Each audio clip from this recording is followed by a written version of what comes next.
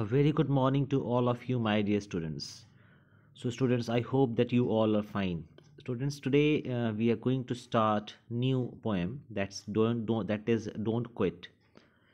And here you, as you can read, after the name of this chapter, don't quit. This name of this poem, don't quit. You can see, try and try again, and you will succeed. So let me first of all brief you about this particular thing. होता क्या है ना student के in the life we when we try we lose, okay, but when we try again we are closer to the our target, है ना. Means कहने का है कि try and try again and you will succeed. Means if you try and lose, so don't give up. Just try again and again, and one day it will come that you will succeed. ठीक है, तो आइए इसको start करते हैं proper poem को. When things go wrong, as they sometimes will, when the road you are trudging seems all uphill. यहाँ पे ट्रजिंग की मीनिंग है walking in a tired manner. ठीक है ना, क्या मीनिंग है इसकी? Walking in a tired manner. ठीक है. सो व्हाट इट सेज कि when things go wrong as they sometimes will, यानी कि जब चीज़ें गलत रास्ते पे जाएंगी या गलत होती चली जाएंगी, ठीक है, जैसा कि नॉर्मली होता है.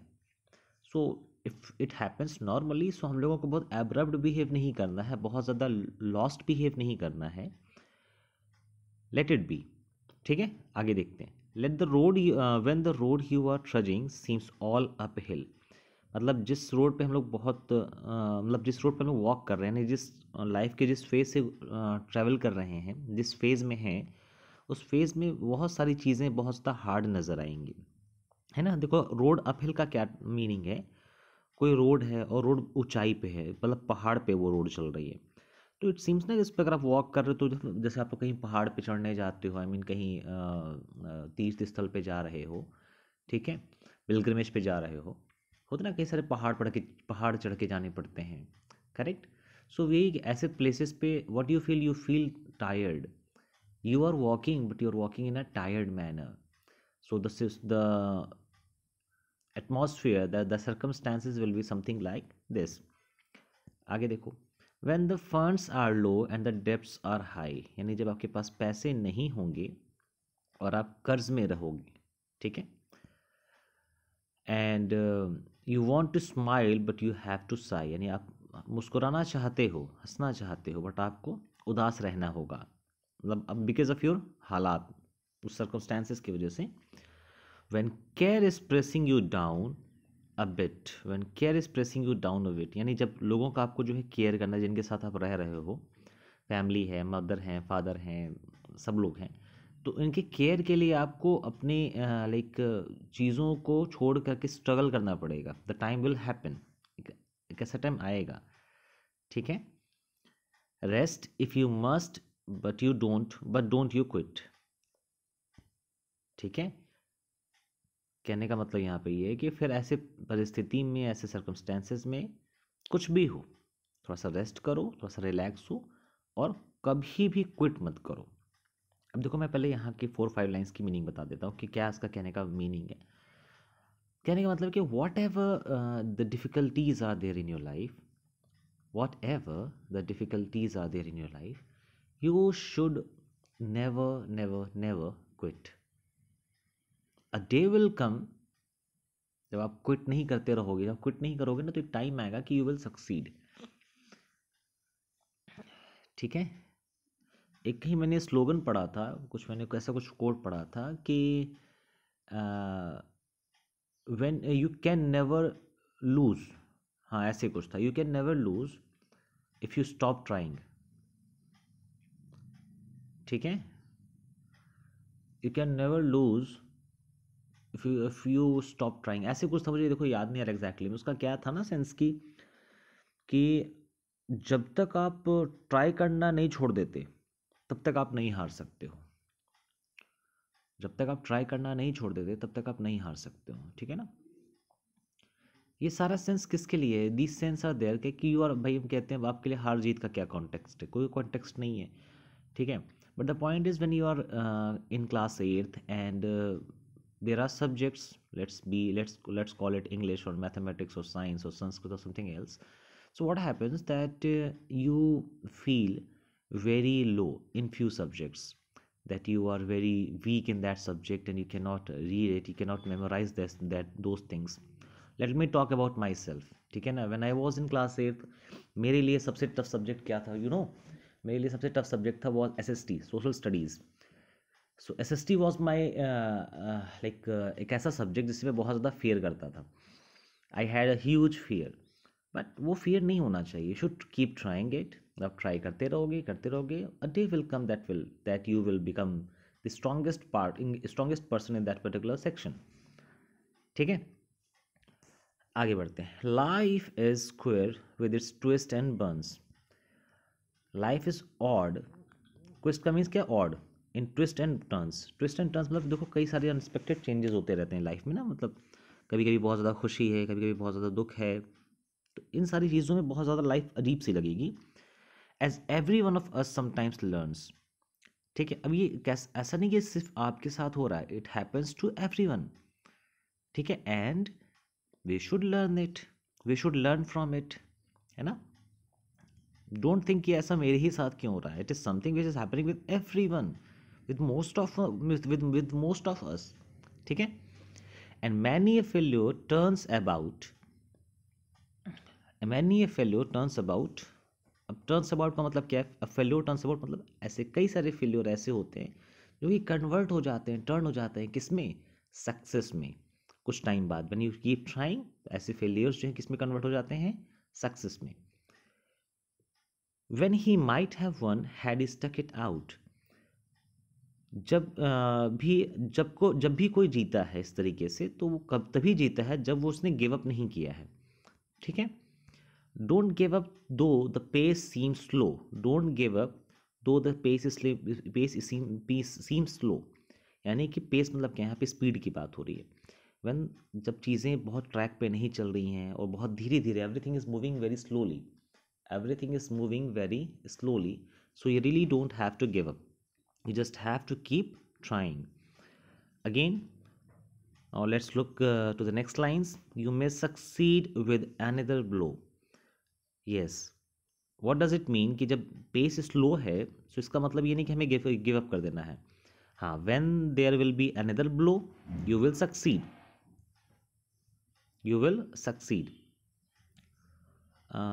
Next is success is failure turned inside out. Success is failure turned inside out. Means when this, what is this success?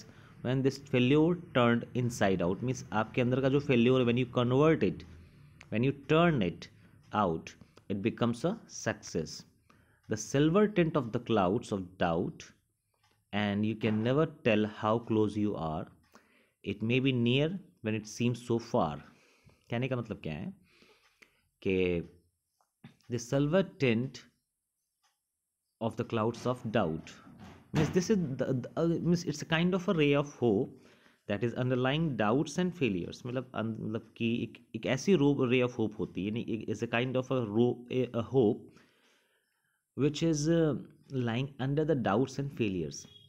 Means when you are surrounded by the failures, by the low marks in the half yearly exam, in the annual exam, in the poor performance, you just forget that there is a ray of hope. And what is that ray of hope?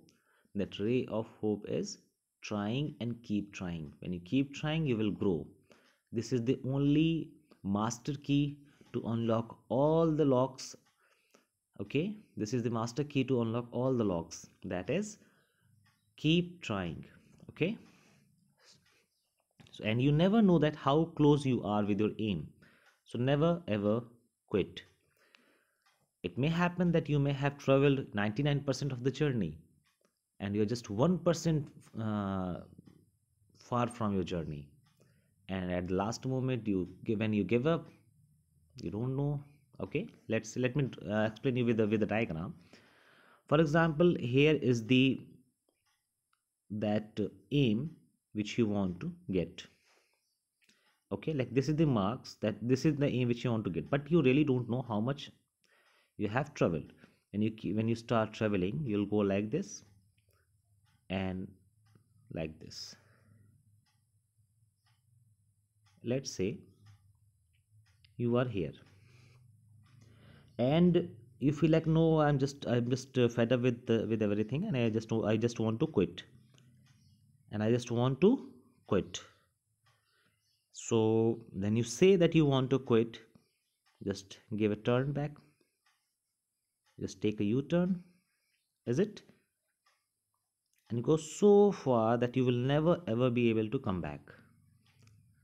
Rather, if you try one more go, you will reach to your aim. I repeat, if you try one more go, you will reach to your aim.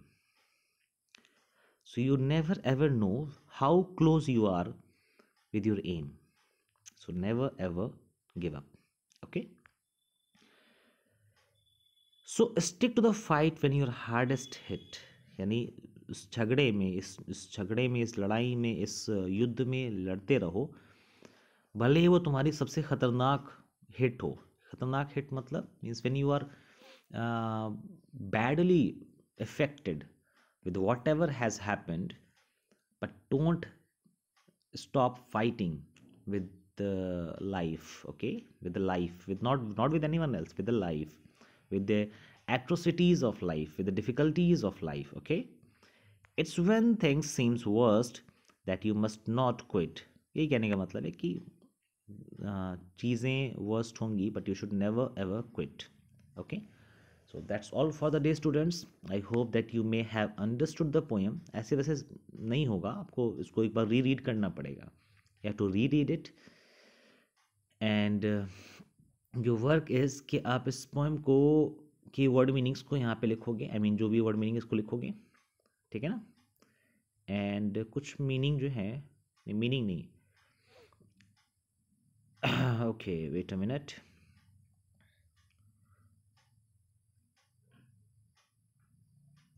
Fill in the clouds describing situation when we should not give up. The pace is seems slow. तो मतलब इन clouds में आपको fill करना है कि ऐसे किस किस सिचुएशन में the poet has told you कि भाई यहाँ पे गिव अप नहीं करना है. ठीक है, पॉइंट नंबर ए में ये फिल करना है. देन है what do these lines from the poem mean. Discuss in class. Discuss in class कहाँ से करोगे? You just have to discuss on a paper. On a paper means कि आपको इस लाइन का और इस लाइन का ऑल दीज थ्री क्वेश्चंस का थोड़ा सा एक्सप्लेन वाला पार्ट बताना है. ठीक है ना, एक्सप्लेन दीज लाइन्स. ठीक है. So can you do this? I hope that obviously you can do this. So please do it, and do send your work by the afternoon today at max to max by 2 p.m. Okay, that's all for the day, students. Thanks a lot.